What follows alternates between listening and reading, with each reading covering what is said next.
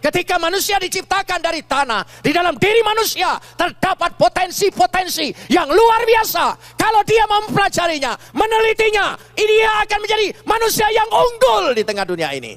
Amin. Beri kemuliaan bagi Tuhan. Di situ letaknya. Jadi potensi manusia itu dahsyat, luar biasa.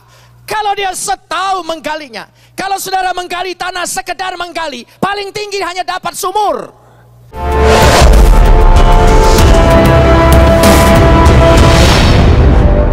Mari kita berdoa. Besem haab wehab hakodes Elohe Echad.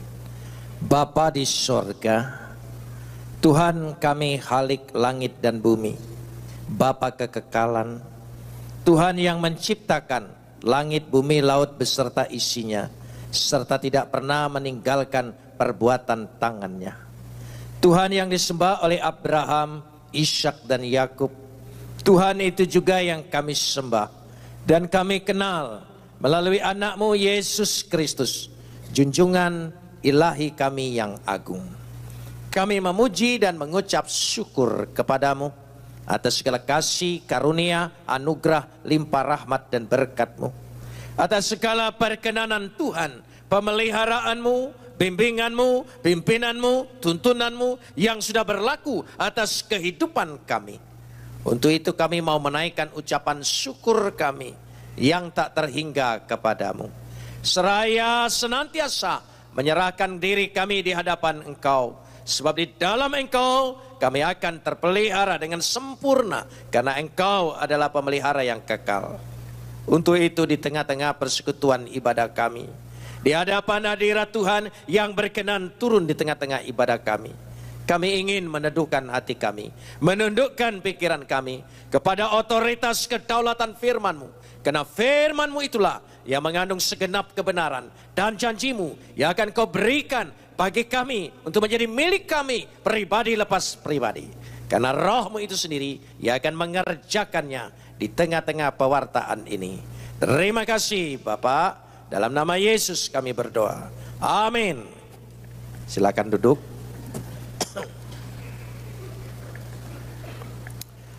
Salam. Pagi ini kita akan bersama-sama membaca firman Tuhan yang terambil dari kitab Mazmur 111 ayat 1 sampai ayat 10. Mazmur 111 ayat 1 sampai ayat 10. Kita akan membacanya saling sahut bersahutan. Saya akan awali ayat yang pertama, lalu jemaat menjawab ayat kedua, dan seterusnya saling ganti bergantian sampai tiba pada ayat 10. Haleluya. Aku mau bersyukur kepada Tuhan dengan segenap hati dalam lingkungan orang-orang benar dan dalam jemaah. Ayat 2. Besar perbuatan-perbuatan Tuhan, layak diselidiki oleh semua orang yang menyukainya. Agung dan bersemarak pekerjaannya, dan keadilannya tetap untuk selamanya. Perbuatan-perbuatannya yang ajaib dijadikannya peringatan. Tuhan itu pengasih dan penyayang. Diberikannya rezeki kepada orang-orang yang takut akan Dia. Ia ingat untuk selama-lamanya akan perjanjiannya. Kekuatan perbuatannya diberitakannya kepada umatnya dengan memberikan kepada mereka milik pusaka bangsa-bangsa. Perbuatan tangannya ialah kebenaran dan keadilan. Segala titahnya teguh, kokoh untuk seterusnya dan selamanya, dilakukan dalam kebenaran dan kejujuran. Dikirimnya kebebasan kepada umatnya, diperintahkannya supaya perjanjian Adonai Elohenu kapot leka. Segala kemuliaan ya Adonai Tuhanku, kemuliaan bagimu. Saudara-saudara yang dikasihi Tuhan, apabila kita membaca kitab Mazmur, kita sering mendapati pada ayat pertama sebuah keterangan. Mazmur Daud, Mazmur nyanyian ziarah, Mazmur nyanyian pengajaran, Miktam nyanyian ucapan syukur dan puji-pujian. Jarang sekali pada ayat yang pertama diawali dengan kata haleluya. Hanya ada beberapa saja ayat diawali dengan kata haleluya. Di dalam pengertian sastra Ibrani dan apa yang diimani oleh orang Yahudi, kalau ada mazmur yang diawali dengan kata haleluya, itu artinya dia adalah kepala daripada kitab itu. Kepala di sini dalam arti dia adalah kunci. Kunci buat apa?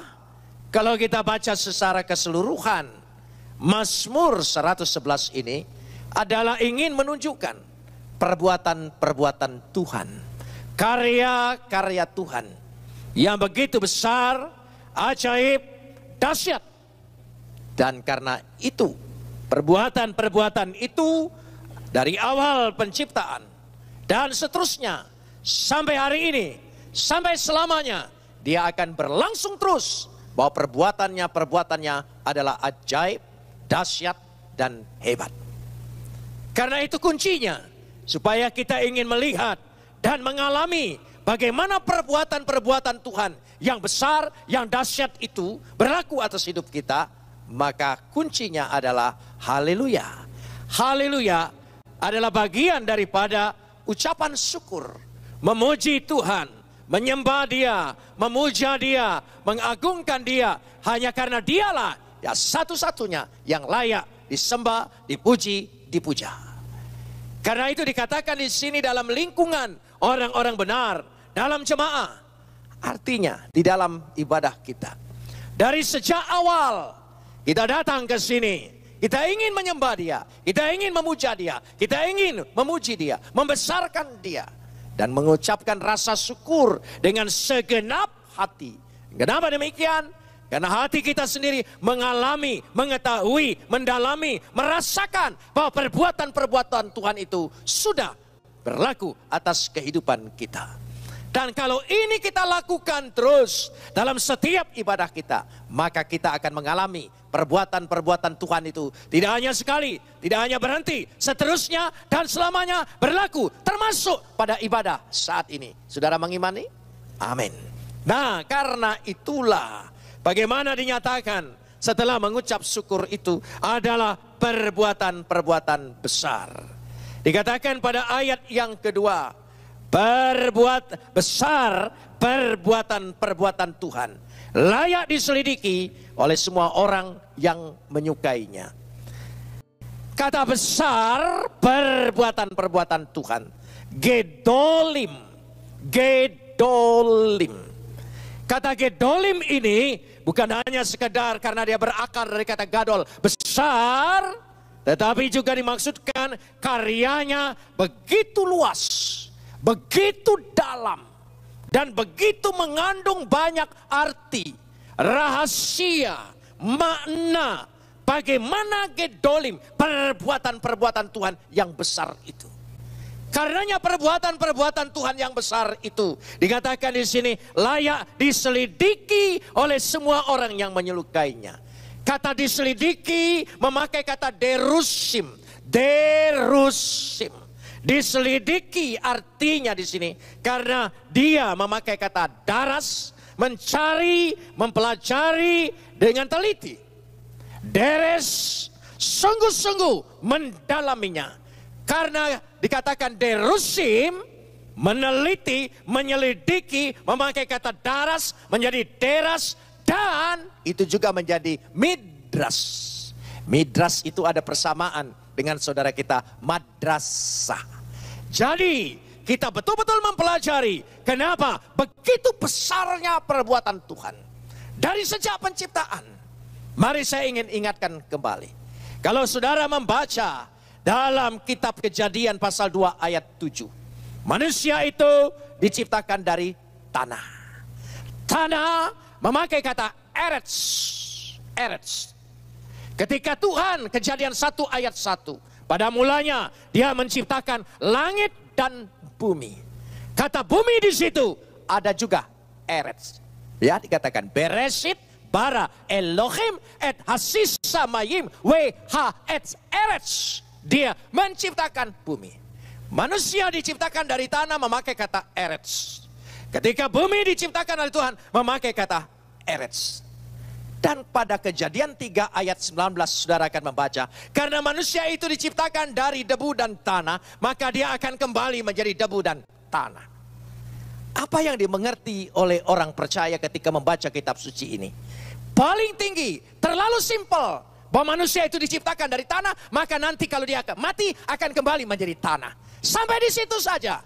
Padahal kalau kita menyelidikinya, derusim tadi, dengan kata daras tadi, deres tadi, midras tadi, apa yang dimaksudkan Tuhan ketika manusia diciptakan dari tanah? Berarti analoginya sejajar dengan bumi. Saudara lihat keajaiban bumi. Di dalam bumi ini, kalau saudara menggali, meneliti, mempelajari, dan sungguh-sungguh secara ilmu, midras tadi, saudara akan menemukan di balik lapisan-lapisan tanah itu, saudara akan mengandung logam mulia emas. Ada berlian, ada batu bara, ada minyak, banyak mineral, semua ada di bumi ini. Artinya, ketika manusia diciptakan dari tanah, di dalam diri manusia terdapat potensi-potensi yang luar biasa. Kalau dia mempelajarinya, menelitinya, dia akan menjadi manusia yang unggul di tengah dunia ini. Amin. Beri kemuliaan bagi Tuhan. Di situ letaknya. Jadi potensi manusia itu dahsyat, luar biasa. Kalau dia tahu menggalinya. Kalau saudara menggali tanah sekedar menggali, paling tinggi hanya dapat sumur. Tapi kalau saudara menggali, menyelidiki bahwa perbuatan-perbuatan Tuhan itu ajaib dan dahsyat, saudara akan menemukan dalam dirimu banyak potensi-potensi menjadi manusia unggul, lebih unggul dari segala-galanya. Saudara lihat kehebatan manusia dengan segala keajaiban teknologinya. Saudara, dia sanggup membuat pesawat terbang. Dia sanggup membuat pesawat ruang angkasa, mencapai semuanya. Dia sanggup segala sesuatunya. Itu kehebatan manusia. Artinya perbuatan-perbuatan Tuhan yang begitu besar tadi, ya, gedolim besar, kita akan menemukan kalau kita menyelidiki, mempelajarinya. Dari sejak semula, saya percaya Tuhan sudah menciptakan manggis dan buahnya. Tapi baru sekarang ditemukan orang, kulit manggis ternyata mengandung obat yang luar biasa. Artinya menggunakan akal budi yang nanti pada ayat 10. Dahsyat sekali perbuatan Tuhan itu. Dari dulu saya tahu buah manggis ya setelah kulitnya jadi buang.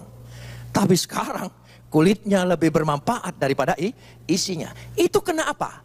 Derusim menyelidiki, deras meneliti, daras mempelajari, midras pakai ilmu dengan sistematikanya. Saudara akan melihat perbuatan-perbuatan Tuhan itu besar.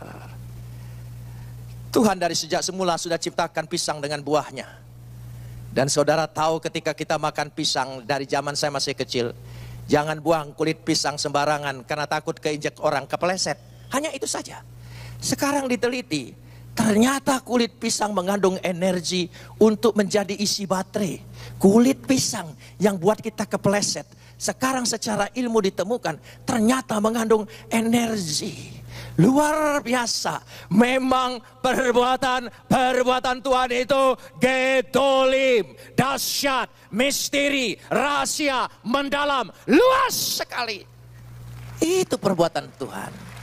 Karena itu katakan dalam diriku ada potensi yang besar. Katakan bersama, dalam diriku ada potensi yang besar. 1, 2, 3. Bukan hanya satu talenta. Saudara akan menjadi manusia yang dahsyat dan unggul. Amin saudara. Iya, itu penting sekali. Karena itu tidak perlu minta-minta ke gunung, minta-minta kemana saja untuk minta ini dan itu. Ada dalam diri kita, asal kita mau menggalinya. Karenanya ketika kita dihadapkan dengan perkara-perkara yang baru, jangan punya mental malas dengan mengatakan saya tidak tahu, saya tidak bisa. Katakan saya belum tahu, saya belum bisa. Nanti kasih kesempatan, saya pasti tahu dan saya pasti bisa. Itu manusia, itu ciptaan Tuhan. Setan itu jauh kalah di bawah manusia. Saya belum pernah lihat setan membuat HP Made in setan. Saya belum pernah lihat setan mampu buat laptop, apalagi pesawat terbang. Setan kebisaannya hanya dua kebisaan setan. Dari sejak dulu sampai hari ini tidak berubah. Yaitu menipu dan menggoda. Jadi kalau saudara kebisaannya hanya menipu dan menggoda, itu artinya, silakan teruskan saudara ya. Udah sampai di situ. Manusia itu unggul sama sekali. Amin. Jadi kita harus mengagumin diri kita ini.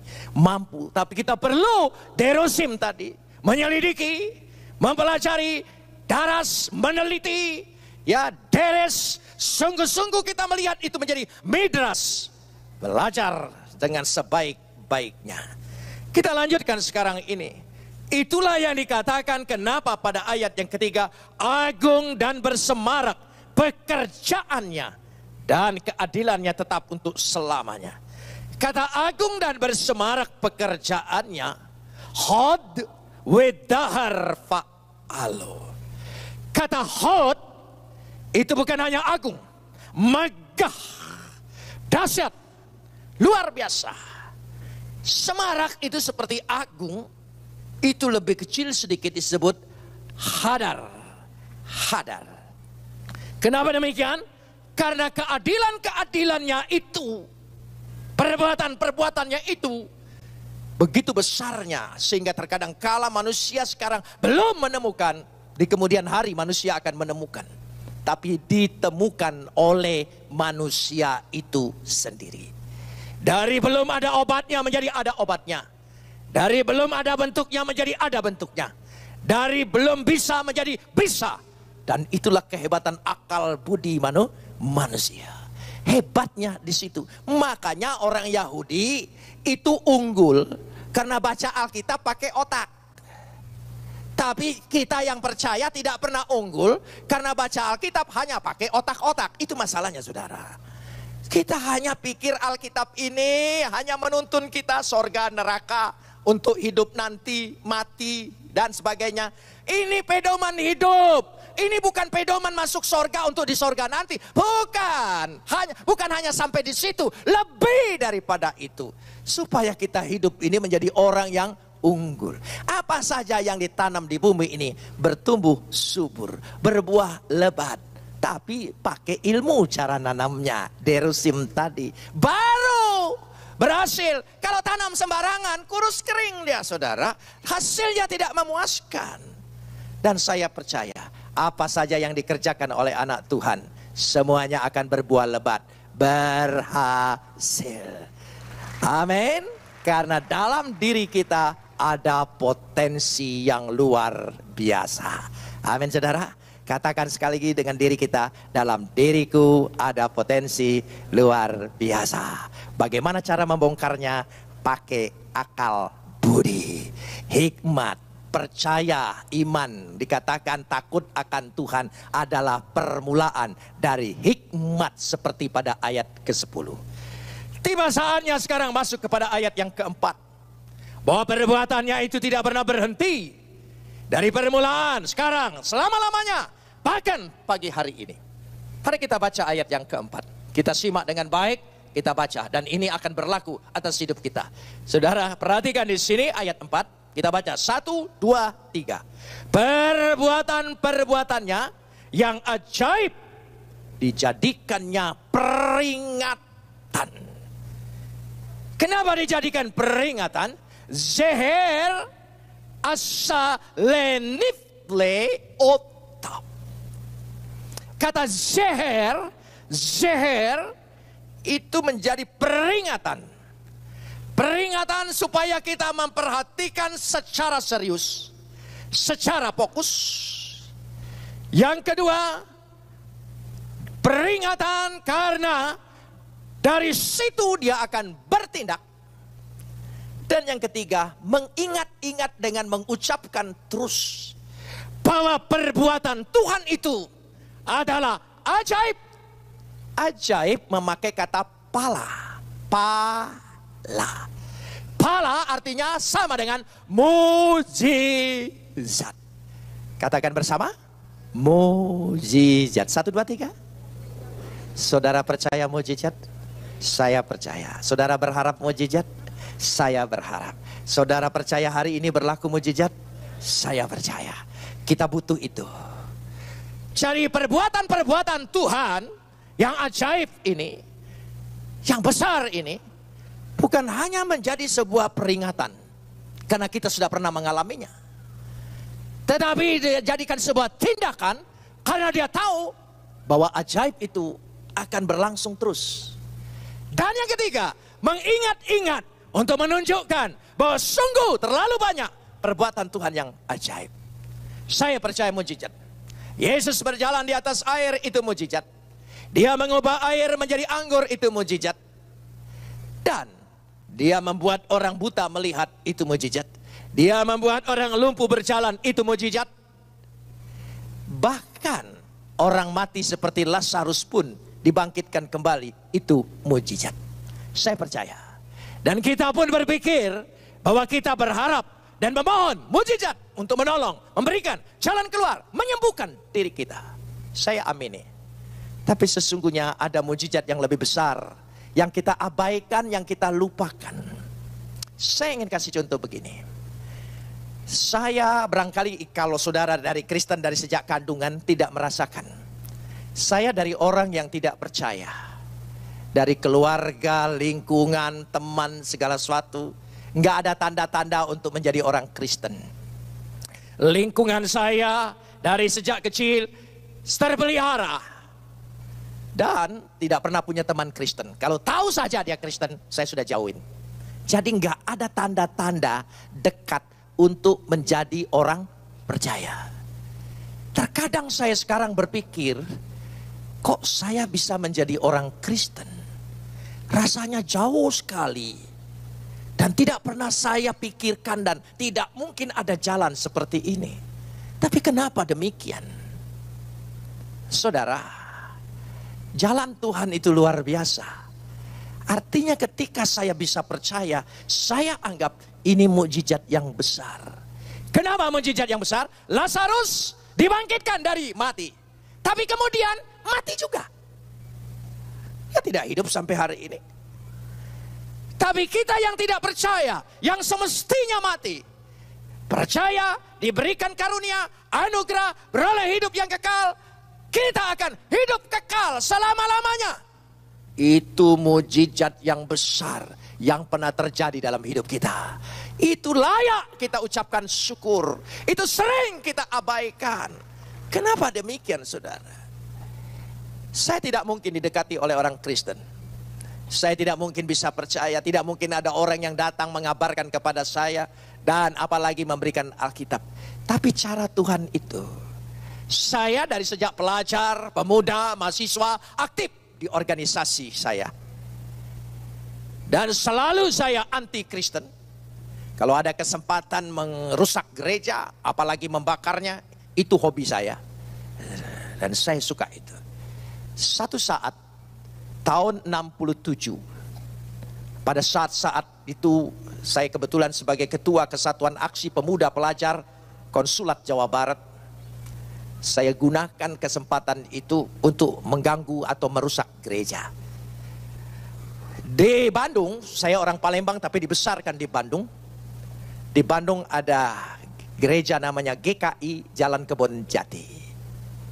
Dan karena di situ banyak orang Chinese, kami anggap itu baperki. Jadi kesempatan bagi kami untuk merusak dia. Dan kami masuk ke sana dengan rombongan. Dan tidak ada jemaatnya karena itu bukan hari Minggu.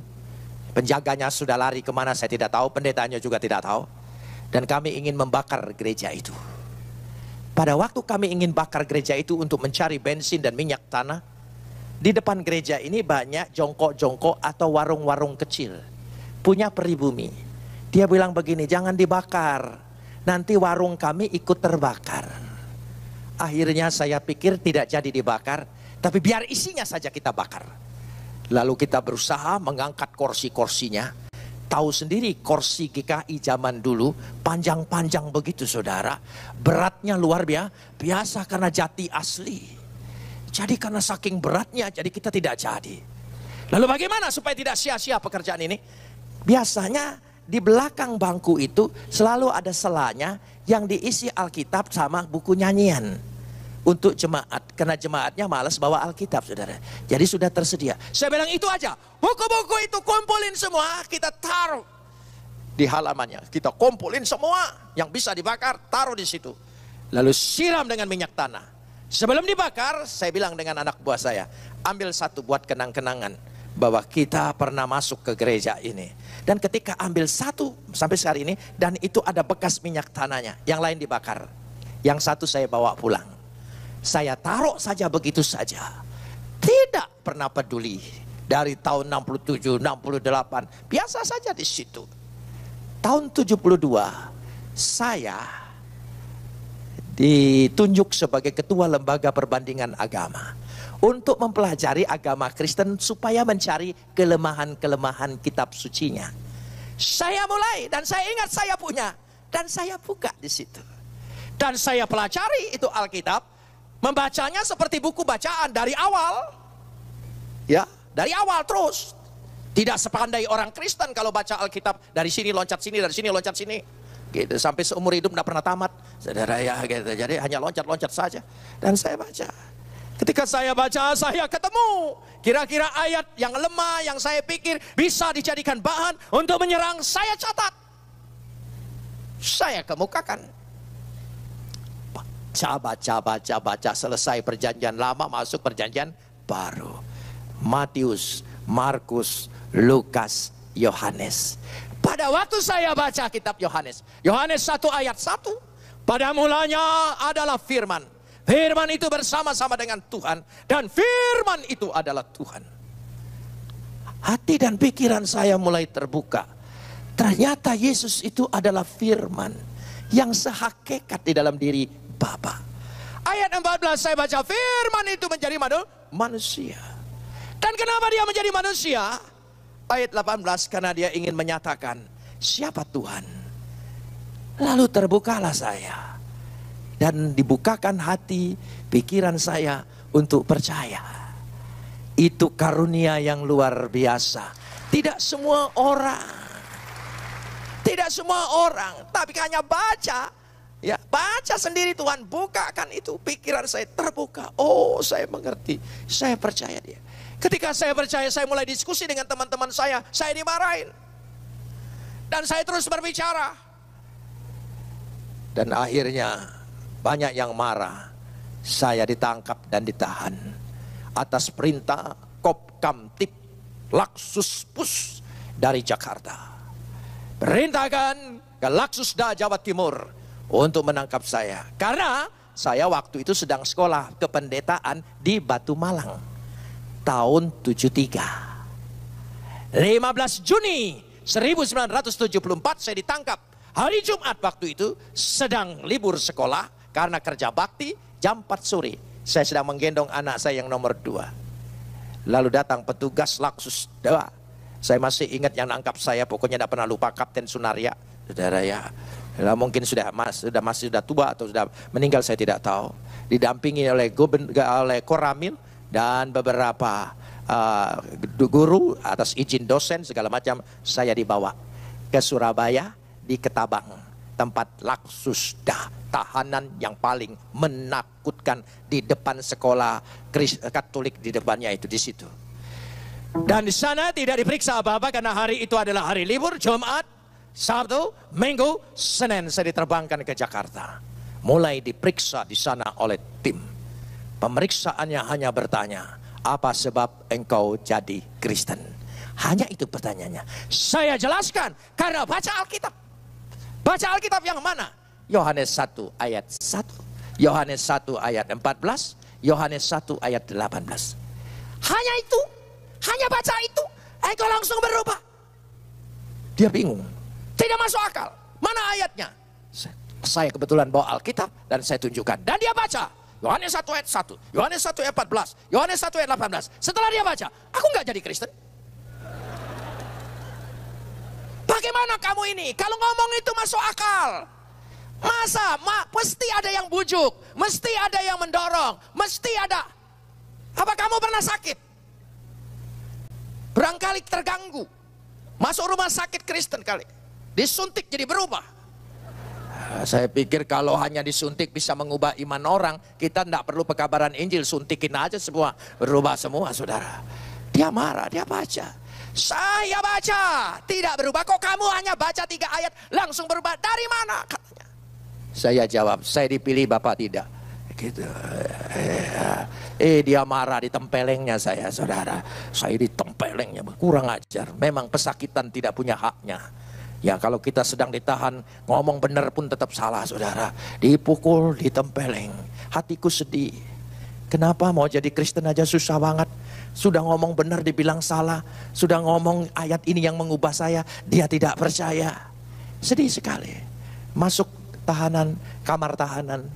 Yang menghibur saya Alkitab. Karena saya belum pinter baca Alkitab, jadi saya sembarang buka saja. Pas saya baca, Yesus ditempeleng. Menghibur saya. Kok saya sama dengan Yesus, sama-sama ditempeleng. Oh iya, itu luar biasa saudara. Kita kalau menderita, penderitaan kita dihina, diejek, yang pernah dialami oleh Yesus, itu kita mendapat karunia untuk mendapat hal yang sama. Tidak usah mengeluh, kita mengalaminya.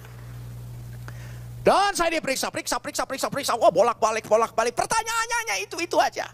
Saya pikir dia kurang ayatnya 3. Saya tambahi Yohanes 3 ayat 16. Saya tambahi terus menerus. Gara-gara dari situ saya jadi hafal Alkitab. Karena baca terus, karena bakal diperiksa. Tambah lagi. Tetap saja tidak percaya. Dan puncak pemeriksaan yang paling sadis. Ketika mereka memaksa saya. Tidak bisa, kamu harus menyangkal dia. Distrum. Zaman dulu ada distrum. Distrum, pingsan. Gotong ke kamar. Dibantu oleh teman-teman senasib di kamar penjara. Supaya sadar, saya dikasih PPO. Zaman dulu ada minyak namanya PPO saudara. Itu. Akhirnya sadar. Begitu sadar hidungku panasnya luar biasa saudara. Karena itu. Besok pagi periksa lagi. Strom lagi. Pingsan lagi. Bawa lagi. Periksa lagi. Strom lagi. Pingsan lagi. Lalu teman sekamar bilang begini. Apa sih kamu ini? Kamu itu sampai di strom itu suruh apa? Saya dibilang suruh nyangkal. Orang lain di strom suruh ngaku, saya di strom suruh nyangkal saudara. Iya kan maling di strom supaya ngaku maling. Yang ini mencuri disuruh, di strom suruh ngaku mencuri. Semua seperti itu, tapi saya di strom suruh nyangkal. Lalu teman saya bilang sangkal saja. Tidak apa-apa kan di depan orang ini. Yang penting hati kita. Jadi kamu supaya bebas. Kalau bebas, pergi ke luar negeri. Di sana baru nyatakan. Daripada kamu mati di sini. Kebetulan ada orang Kristen juga sekamar dengan saya. Iya, pakai ayat lagi nasihatin saya. Harus cerdik seperti ular, tulus seperti merpati. Oh iya. Saya pikir nasihatnya cengli juga. Masuk akal ini saudara. Saya mau ikuti. Wah, saya bilang besok saya diperiksa, saya siap. Iya, apa salahnya nyangkal mulutnya, hatinya tidak. Paling saya berdoa, ampunin saya kali ini Tuhan. Engkau tahu saya terdesak, kira-kira seperti itu. Ya sudah, ya, gelisah. Tidak bisa tidur, antara nyangkal tidak. Terus gelisah saja. Karena tidak bisa tidur gelisah, saya selalu karena dari sejak awal baca Alkitab itu menenteramkan saya baca Alkitab. Begitu baca kebuka ayat, barang siapa menyangkal aku di hadapan manusia, maka aku akan menyangkal, anak manusia akan menyangkal dia. Waduh, tidak jadi saya saudara. Aduh, besok pagi dengan gemetar dan ketakutan karena sudah dapat ayat menguatkan, tapi ada kebutuhan yang mendesak seperti ini, antara cerdik seperti ular dengan jangan menyangkal. Jadi bingung saya. Tapi pada waktu diperiksa saya tidak tahu kekuatan dari mana terkeluar dari mulut saya. Abu Bakar, Masud, Yusuf Roni, tidak seujung rambut pun dan tidak seujung kuku pun akan menyangkal Yesus adalah juru selamatku. Saudara, ini karunia Tuhan. Bisa percaya, bisa bertahan, bisa kuat. Kalau kita datang ke sini, hidup ini bebannya berat. Banyak persoalan, banyak pergumulan, banyak penderitaan yang kita alami di tengah dunia ini. Tapi kenapa kita masih hadir di sini, memuja Dia, memuji Dia? Itu karena karunia Tuhan kita bisa bertahan. Amin saudara. Patut disyukuri. Itu karunia yang terbesar. Dari situ. Terus saya pindah dari RTM Budi Utomo, dari Laksus Sasgas, Kodam Jaya, pindah lagi ke Laksus ini, akhirnya saya dipindahin ke Kalisosok. Saya pernah tinggal di Kalisosok itu 2 tahun 5 hari sebelum dipindahkan lagi ke Jakarta. Tapi Kalisosoknya sekarang sudah berubah, nggak ada lagi. Saya nggak dapat uang ganti ruginya, itu tempat saya ya, saudara. Waktu di Kalisosok pertama dimasukkan namanya kamar karantina. Kamar karantina itu tempat orang baru masuk dan dikumpulkan dengan maling yang kudisan itu, yang di luarnya juga pinggir jalan tidurnya segala macam. Saya dimasukkan di situ sengaja untuk menjatuhkan mental saya. Dan di kamar itu ditulis maksimum 25 orang, isinya 70 orang. Jadi tidurnya kayak sardensis. Orang yang baru tidak dapat tempat, jadi tidurnya duduk, saudara. Jadi duduknya juga dekat WC. WC-nya itu dari tong kayu ya, kalau pagi dibuang, kalau itu dimasukin lagi. Jadi WC-nya di situ. Jadi karena duduk dekat situ, sudah airnya merembes, aromanya keluar, duduk di situ dekat. Dan teman yang duduk dekat saya nanya, "Kamu ini perkara apa?" Saya tanya dia juga, "Kamu sendiri perkara apa?" Dia bilang, "Saya 362. Apa itu?"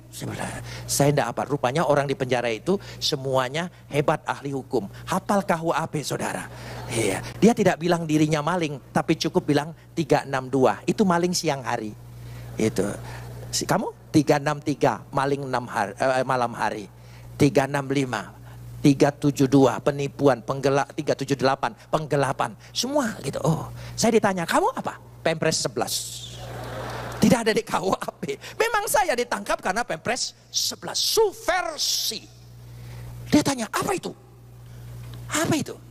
Nah, lalu yang kedua pertanyaan, "Ancaman hukumannya apa?" Saya bilang hukuman mati. Pempres 11, "Hukuman mati." Dia kaget lagi. Lalu mulai berbisik, "Ini hukuman mati loh. Urusan negara ini." Nah, itu di penjara kalau hukumannya lebih tinggi, ancamannya agak disegani. Jadi saya mulai disegani di situ, saudara ya. Waduh, ini hukuman mati ini. Mulai dari bisik-bisik kaget, hukuman mati. Lalu saya ditanya lagi, "Sampai bisa hukuman mati, kamu buat goblok dan goblok." Saya sependapat dengan orang goblok itu, mengatakan bahwa perkara saya goblok. Terhibur hati saya, memang yang nangkap saya goblok. Ya, cara Tuhan menghibur kita macam-macam, saudara. Terhibur, iya. Lalu dia bilang, kenapa? Saya jelaskan begini. Karena pembahasan saya ini ada yang marah. Ada yang pantas, bilang, "Oh pantas kamu. Yang enggak ada kerjaan aja sih, bawa-bawa segala macam." Ada yang, "Oh hebat kamu ya," katanya gitu. Rupanya orang Kristen juga masuk penjara di situ, saudara ya. Mulai deketin saya. Waktu deketin saya, "Oh kamu perkaranya itu." Dia anggap bukan perkara yang salah. Jadi dia bilang, "Bagaimana kalau saya tolong didoain?" Doain. Saya belum jadi pendeta, penginjil, sekolah juga belum tamat. Sudah minta doain.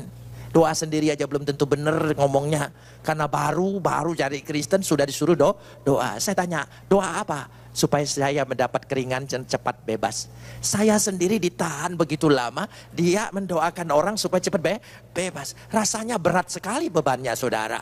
Aku sendiri masih belum tentu bebas, dia minta didoain saya bebas. Tapi karena dia berharap, akhirnya saya berdoa juga. Tapi selesai amin, herannya dalam hati saya ada keringanan, ada beban. Seringkali kita juga diperhadapkan, sementara kita menghadapi pergumulan, orang lain datang minta bantu doa. Dan jangan malas berdoa. Pada saat engkau berdoa, dia diberikan jalan keluar, engkau diberikan kelepasan. Selalu seperti itu. Akhirnya saya doa. Lalu dia bilang, "Bagaimana kalau kita bikin ibadah? Bangun pagi bikin ibadah." Ibadah hanya 5 orang di situ, di sana. Dan saya mulai disuruh khotbah. Saya tidak tahu, saya buka Alkitab, pokoknya seingat saya, sepengertian saya, terbatasnya saya, belum mengerti bahasa asli ini dan itu, belum mengerti sama sekali. Pokoknya saya terangkan, mungkin agak sedikit salah, ada sedikit sesat, tidak apa. Sebab yang dengar juga sudah salah dan sesat semua, jadi enggak persoalan seperti itu. Pokoknya saya khotbah saja di situ. Dan enaknya semua dengar. Kenapa? Karena yang tidak mau dan tidak suka juga, gak bisa lari kemana-mana, orang di kamar semua di situ. Jadi saya, mereka bicara, akhirnya yang lain ikut dengar, dan mulai kita bikin ibadah. Waktu ibadah harus nyanyi-nyanyi. Tidak ada satupun mereka itu yang hafal nyanyian, termasuk saya. Orang baru. Hanya satu lagu yang diulang-ulang. Tuhan Yesus tidak berubah. Itu saja saudara, diulang-ulang. Herannya, tidak berapa lama, ada 2 orang percaya. Waktu dia percaya, dia bilang, saya minta dibaptis. Dibaptis. Saya belum punya wewenang. Pendeta, penginjil, apapun belum. Saya bilang, tidak, saya ingin dibaptis Anda. Saya tahu perkara Anda, saya ingin dibaptis oleh Anda. Baptis bagaimana? Dulu saya waktu dibaptis di kolam. Saya bilang, ini penjara tidak ada kolam. Bagaimana? Lalu mereka mikir yang lain, begini. Kita ada bak mandi yang besar. Karena mandi di sana rame-rame saudara ya. Hanya batas 5-10 centong saja. Pokoknya bersih tidak bersih 5-10 begitu. Dan kita ada tamengnya, pemuka dari ada orang penjara juga. Kita suap pakai rokok gudang garam sebungkus. Saya bilang numpang sebentar, tidak ngabisin air. Kami ingin nyemplungin orang ini aja untuk baptis gitu. Oh dia bilang boleh, jangan lama-lama. Ada 2 orang yang dibaptis. Mulailah saya ingat-ingat waktu saya dibaptis dulu bagaimana ya. Oh begini, saya masukkan dia, tenggelamkan. Baru saya dalam nama Bapa, Anak dan Roh Kudus, dalam nama Yesus, aku baptiskan engkau dan aku doakan engkau, terus begitu. Saya angkat. Dia sudah hampir mati. Blah, blah, blah, blah, blah, blah, blah, blah, blah. Saya lupa. Semestinya doa dulu baru masukin. Ini saya masukin dulu baru doa. Saya lupa sekali saudara. Saya enggak, maklum orang belum pernah sama sekali. Baru dibaptis, nyuruh baptis. Tuhan itu ingin supaya melayani dia. Itu kasih karunia. Waktu dia diangkat, dia bilang, aduh aku hampir mati. Saya sudah blek, tapi kepala saya ditekan terus. Jadi terus saya bilang, memang hidup yang lama harus mati. Dan engkau bangkit dengan hidup yang baru, saya bilang. Ya, seperti itu. Lalu yang kedua bilang begini dengan saya. Saya ditunda dulu sajalah katanya. Jadi tadinya mau 2, hanya dapat 1 saudara. Tapi saudara tahu, kita bisa melayani, itu karunia Tuhan. Itu mukjizat yang Tuhan berikan. Siapakah kita melayani raja di atas segala raja? Kita penuh kehinaan, keaiban, kelemahan, bahkan ketidaklayakan. Tapi Tuhan berkenan kita supaya melayaninya. Itu kasih karunia Tuhan. Kita lanjutkan sekarang ini. Dengan demikian dikatakan di situ, kalau pada ayat selanjutnya, mari kita lihat di sini. Ayat yang kelima. Diberikannya rezeki kepada orang-orang yang takut akan Dia. Ia ingat untuk selama-lamanya akan perjanjiannya. Memang betul. Tuhan itu pemelihara yang baik, kekal, rezeki. Saudara, waktu saya di penjara, istri saya tinggal di Batu Malang. Dia meneruskan studi sekolah. Kami sama-sama sekolah. Ya, dia di Batu Malang, saya di sekolah. Waktu saya dipindahkan di RTM Budi Utomo. Untuk mengisi waktu, saya minta izin dengan komandan Rehab RTM Budi Utomo untuk bisa piara ayam. Saya banyak belajar karena di RTM itu banyak tahanan-tahanan bekas menteri pertanian, menteri peternakan, ada Ucutat, ada Yap Tiam Hin belajar hukum, bekas duta besar, bekas panglima, Umar Dhani, segala sesuatu, semua ada di sana. Saya kumpul dengan mereka, saya banyak belajar dari mereka. Di situ hebatnya saudara. Jadi bisa belajar dari mereka. Saya belajar bagaimana memelihara ayam. Mulailah saya beli 5 anak ayam. Dan ditaruh di sana, dikasih lampu dan sebagainya.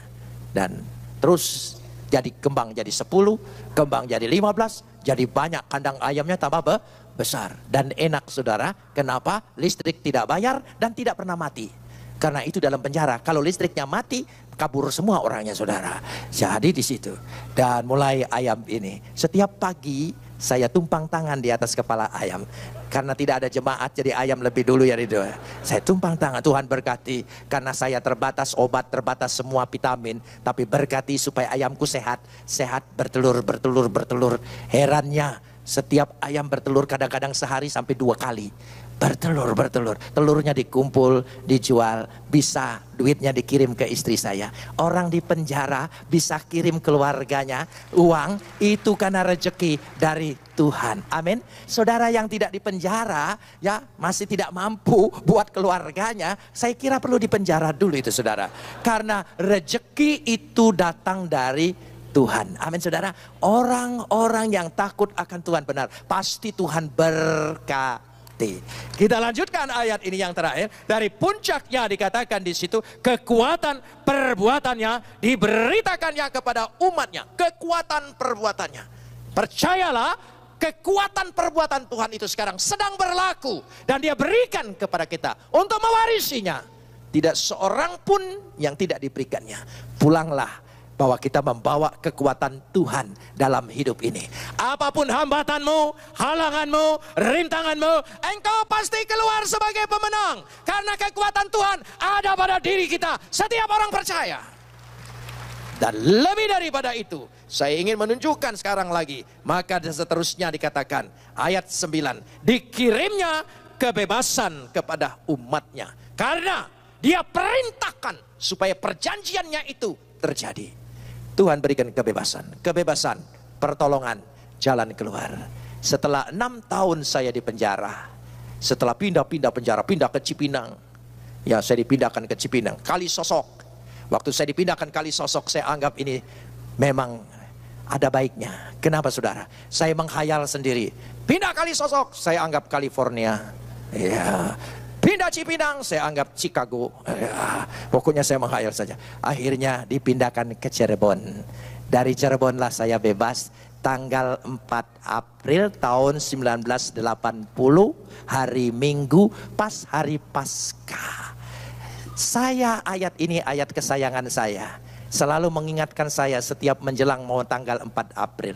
Bahwa pertolongan Tuhan itu luar biasa. Dia berikan kebebasan, kelepasan, segala sesuatunya. Tuhan itu ajaib. Pada waktu tanggal 4 April, orang Kristen, pendeta, artis, tokoh-tokoh dari gereja datang ke Cirebon jemput saya. Tentu saja keluarga saya. Saya tidak nyangka saya bakal dijemput begitu banyak orang. Apalagi pendeta-pendeta jemput semua. Pada waktu bebas di sana, lalu mereka setelah saya keluar, mereka salaman, pelukan saya, mengenalkan dirinya saya pendeta. Maaf ya bro, tidak sempat besuk. Dia bilang begitu. Iya, kalau ditahan 6 hari nggak sempat, nggak apa-apa. 6 tahun nggak sempat saudara.